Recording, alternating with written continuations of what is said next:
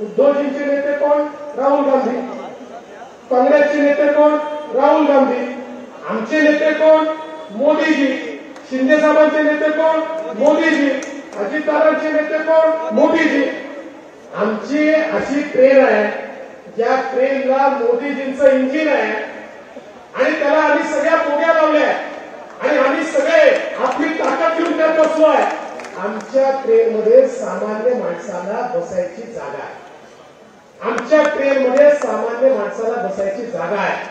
पण हे जे काही इंडिया आघाडी तयार झाली आहे, या इंडिया आघाडीमध्ये प्रत्येक जण स्वतःला इंजिन समजतो आणि त्यामुळे एक इंजिन बोरीवलीकडे नेतो तर दुसरा इंजिन दक्षिण मुंबईकडे नेतो, एक उत्तरकडे नेतो तर दुसरा पश्चिमकडे नेतो.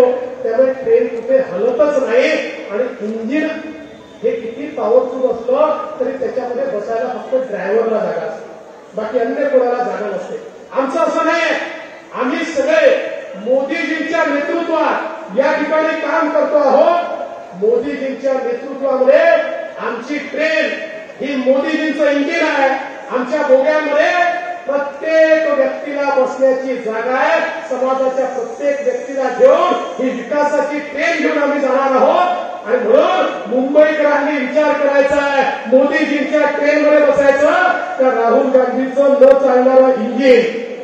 खरं इंजिन तर काय आमच्यासोबत आलं.